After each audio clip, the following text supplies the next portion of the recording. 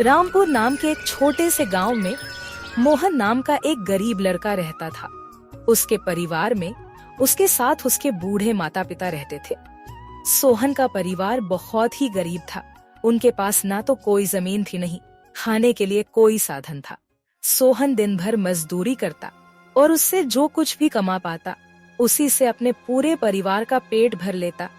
यह देखकर सोहन के माता पिता बहुत दुखी होते। हमारे पास ना अपना घर है और ना ही अपनी कोई जमीन। हमारा बेटा दिन भर दूसरों के खेतों में मजदूरी करता है और उसके बदले भी उसे बहुत कम पैसे मिलते हैं। हम दोनों अपने बेटे पर बोझ बन रहे हैं। परेशान मत हो रीमा, हमारा बेटा बहुत मेहनती है, भगवान सब देख रहा है। सोहन ने कभी किसी के साथ गलत नहीं किया, वह ईमानदारी से मेहनत करता है। उसने बचपन से बहुत परेशानियां देखी हैं, पर उसने कभी हार नहीं मानी। एक दिन हमारा बेटा भी बहुत धन कमाएगा और उसकी सारी परेशानियां दूर हो जाएंगी। सोहन हमेशा सोचता था कि आज भले ही उसकी किस्मत उसका साथ ना दे रही हो, पर उसे यकीन था कि अगर वह मेहनत करता रहेगा तो एक दिन उसका भाग्य भी बदलेगा और उसकी सारी परेशानियां खत्म हो जाएंगी। एक दिन सोहन लालाराम जमींदार के खेत पर काम कर रहा था। लालाराम पास के एक पेड़ के नीचे बैठा था। सोहन अपने काम में लगा हुआ था। तभी उसने देखा कि लालाराम बहुत ही उदास है और गहरी चिंता में डूबा हुआ है। लालाराम को उदास देख मोहन तुरंत लालाराम के पास गया और बोला, क्या हुआ मालिक, आप बहुत उदास लग रहे हैं। मुझे ऐसा लग रहा है जैसे आप किसी गहरी चिंता में हैं। कुछ हुआ है? मुझे बताइए, क्या पता मैं आपकी कोई सहायता कर सकूं। सोहन की बात सुनकर लालाराम को गुस्सा आ गया और वह सोहन से गुस्से में बोला, अरे तू मेरी क्या सहायता करेगा? तू खुद अपनी सहायता कर सकता है क्या? अगर तू किसी की सहायता करने के काबिल होता तो क्या तुझे 2 वक्त के खाने के लिए आज मेरी जमीन पर काम करने की जरूरत पड़ती? चल यहाँ से जा, अपना काम कर और मुझे परेशान मत कर। सेठ जी, ऐसा नहीं है, यह सब वक्त वक्त की बात है। सब किस्मत का खेल है और इंसान को अपनी मेहनत पर विश्वास रखना चाहिए। आज भले ही किस्मत मेरे पक्ष में ना हो, लेकिन अगर मैं ईमानदारी और लगन से मेहनत करता रहूंगा तो किस्मत भी एक दिन मेरी तरफ झुक जाएगी। मेहनत और धैर्य से तकदीर के दरवाजे खुलने में देर हो सकती है, लेकिन मेहनत कभी बेकार नहीं जाती। मोहन की बात सुनकर लालाराम बहुत प्रसन्न हुआ। अरे सोहन, तेरे विचार तो बहुत अच्छे हैं। तेरी बातें सुनकर मन को एक सुकून सा मिला है। इतनी परेशानियों में भी तू अपनी जिंदगी खुश होकर काट रहा है। सेठ जी, यह सब मेरे पिता की सीख है। जब भी मैं किसी चीज के लिए अपने पिता से जिद करता था तो मेरे पिता हमेशा मुझे यही समझाते थे, बेटा सोहन, हमारे पास इतना धन नहीं है कि मैं तेरी हर इच्छा पूरी कर सकूं, लेकिन एक बात हमेशा याद रखना, जिंदगी भी मौसम की तरह होती है। कभी यह धूप की तरह खुशियों से भरी होती है, कभी ठंड की तरह कठिनाइयां लाती है और कभी बारिश की तरह परेशानियां आती है।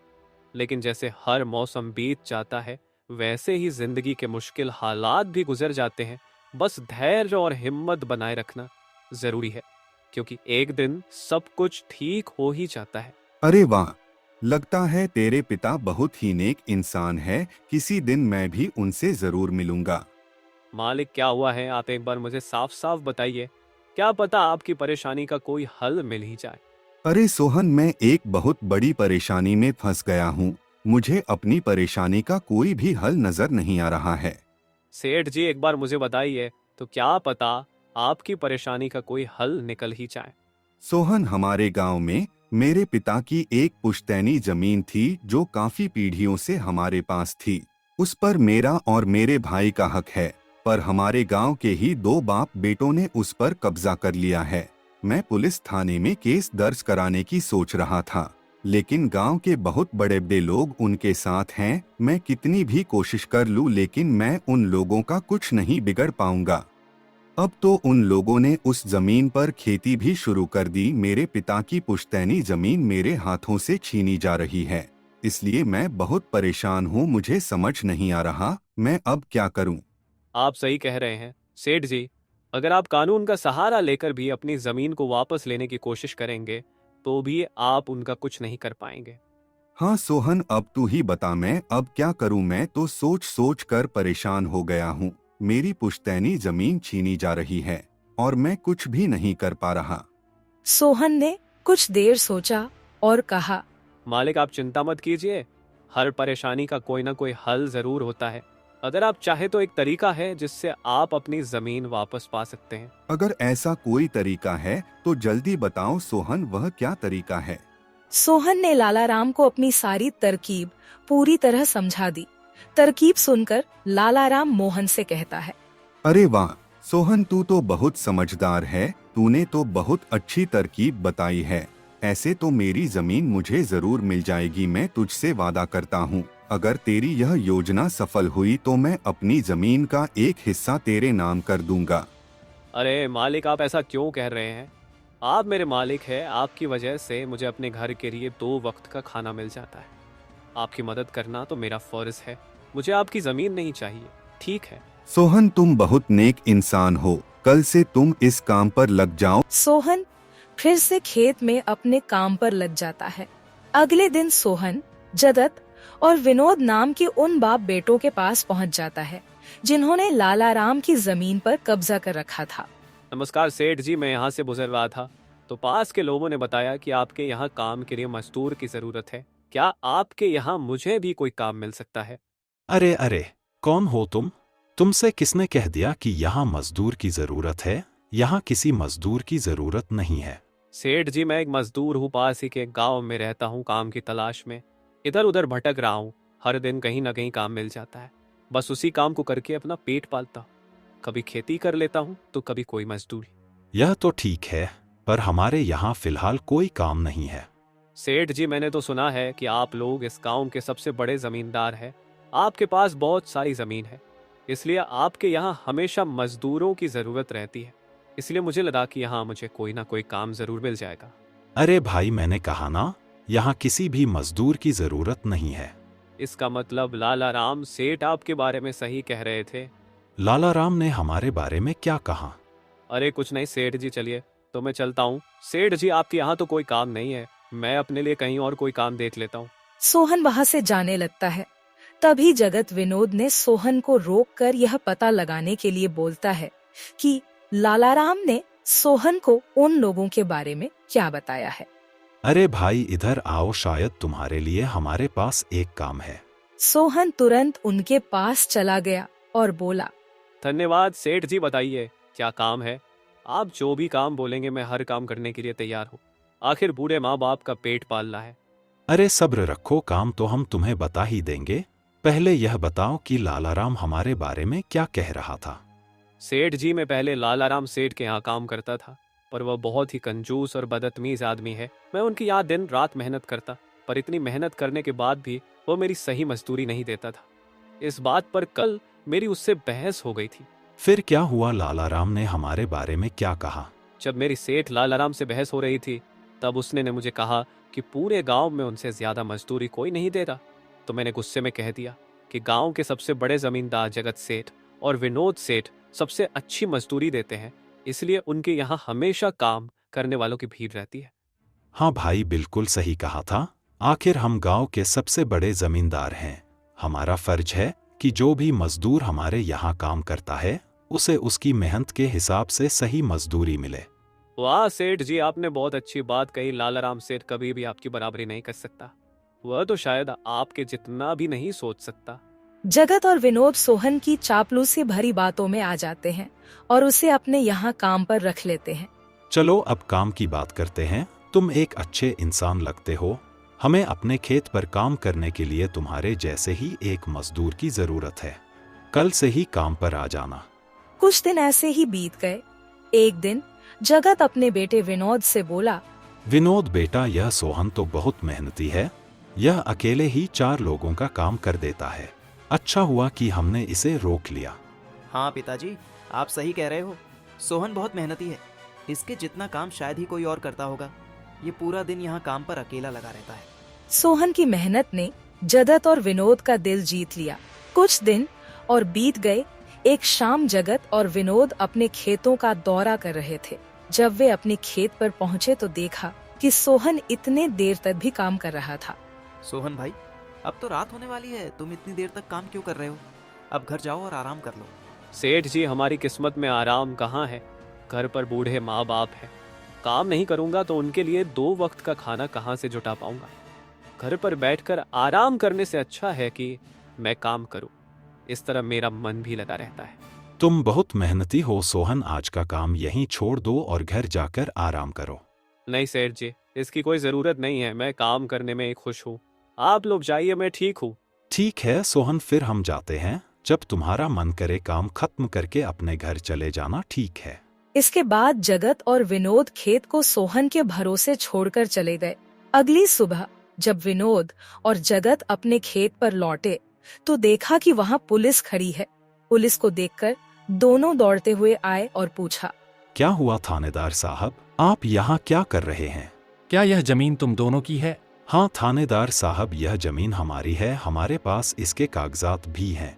फिर तो तुम दोनों को ले जाकर जेल में डालना ही पड़ेगा। यह क्या कह रहे हैं थानेदार साहब, हम कुछ समझे नहीं, आप क्या कहना चाह रहे हैं? अभी तुम दोनों बहुत अच्छे से समझ जाओगे। वह देखो तुम्हारी जमीन से क्या निकला है। थानेदार के कहते ही दोनों बाप बेटे जब पलट कर देखते हैं तो वहाँ उनकी जमीन में एक लाश दबी हुई थी जिसमें सिर्फ कंकाल बचा था। यह देखकर दोनों बाप बेटे डर जाते हैं। थानेदार साहब, यह किसकी लाश है और यह हमारे खेत में कहाँ से आ गई?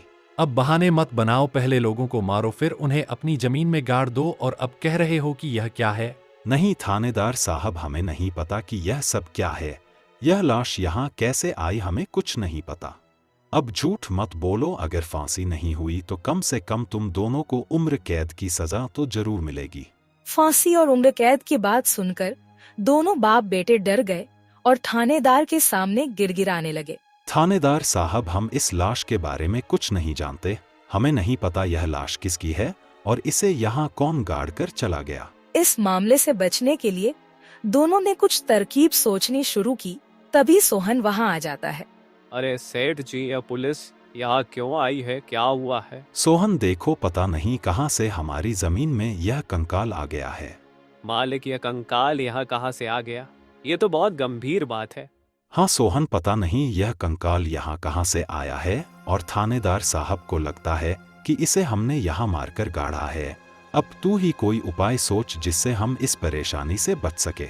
तीनों को आपस में खुसर फसर करते देख थानेदार ने कहा, अब कोई तरकीब मत बनाओ, तुम दोनों बाप बेटों में से कोई एक तो जरूर जेल जाएगा। अब तुम ही तय करो जेल कौन जाएगा। थानेदार साहब, थोड़ा सा समय दीजिए, हम तय कर ले कि जेल कौन जाएगा। मैं बस 5 मिनट देता हूँ, जल्दी से फैसला करो कौन जाएगा जेल।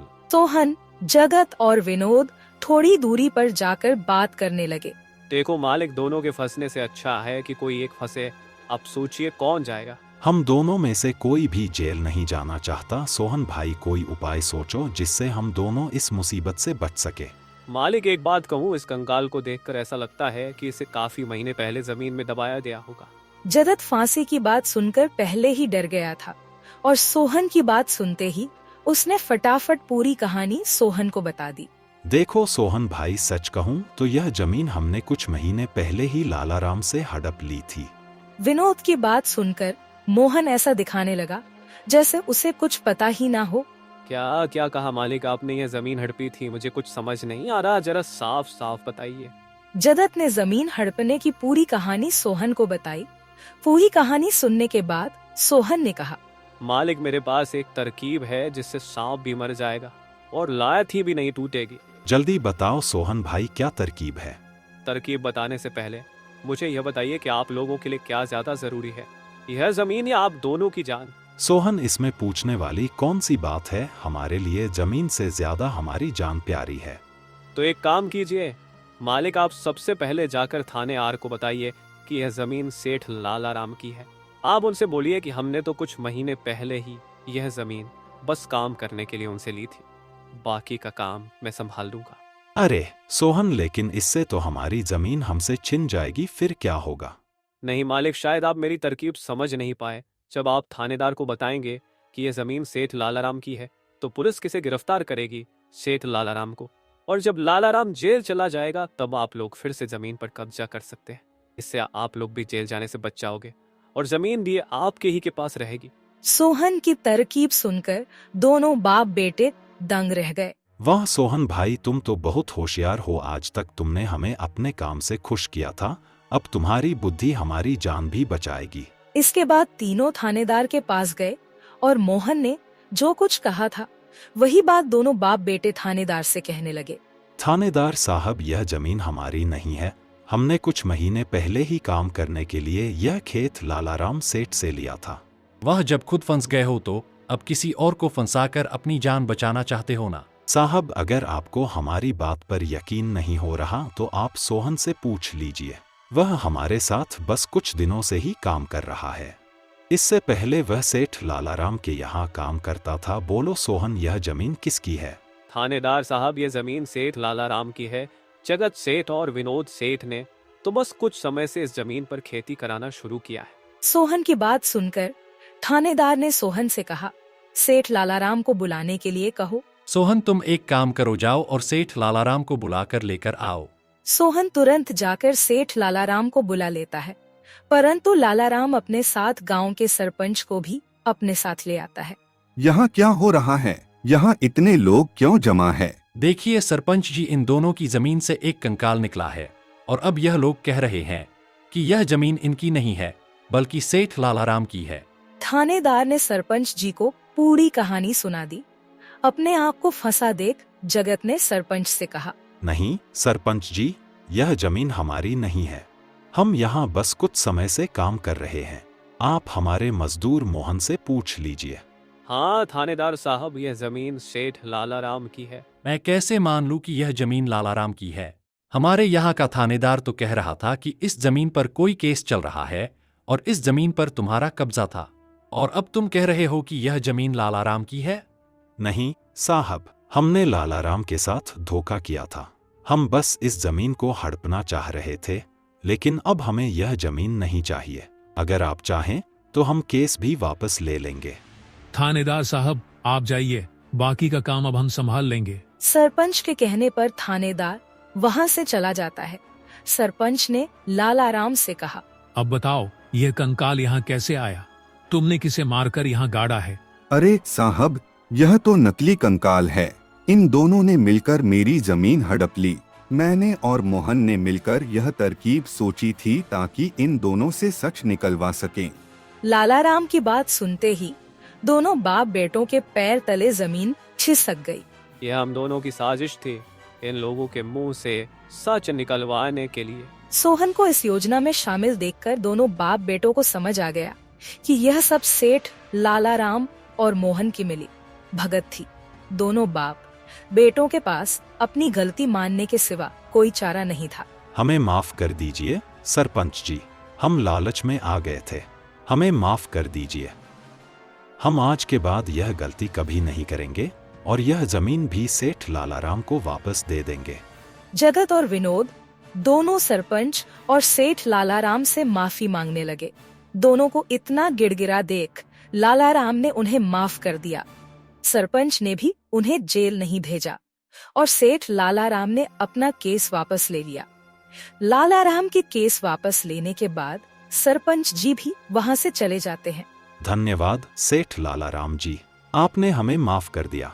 आज के बाद हम ऐसी गलती कभी नहीं करेंगे। ठीक है जगत, कोई बात नहीं, मैंने तुम्हें माफ किया। बस याद रखना कि एक जमीन के टुकड़े के लिए तुम अपनों के साथ कभी गलत नहीं करना। बुरे समय में तुम्हारे अपने ही तुम्हारे साथ खड़े होंगे। जमीन का क्या है, कभी मेरी तो कभी तुम्हारी। आखिर में सेठ लालाराम ने सोहन को जमीन का एक हिस्सा दे दिया और उसे जमीन का मालिक बना दिया। सोहन, जैसा कि मैंने वादा किया था, जिस जमीन पर तुम काम कर रहे थे, आज से वह जमीन तुम्हारी है और अब तुम उसके मालिक हो। नहीं मालिक, इसकी कोई जरूरत नहीं है। याद करो सोहन, तुमने मुझसे क्या कहा था? बस मेहनत करते रहो, एक दिन तकदीर का दरवाजा जरूर खुलेगा। तो समझो तुम्हारी तकदीर का दरवाजा खुल चुका है और अब तुम भी जमीन के मालिक हो। अब से तुम्हें किसी और के यहाँ काम करने की जरूरत नहीं पड़ेगी। इस तरह मोहन ने अपनी मेहनत और बुद्धि से सेठ लालाराम को उसकी जमीन वापस दिलाई और दोनों ठगी करने वाले बाप बेटों को भी सबक सिखाया। इस तरह मोहन ने अपनी मेहनत और चतुराई की मदद से अपनी फूटी किस्मत बदल दी और अब वह भी एक बड़ी जमीन का मालिक बन गया था।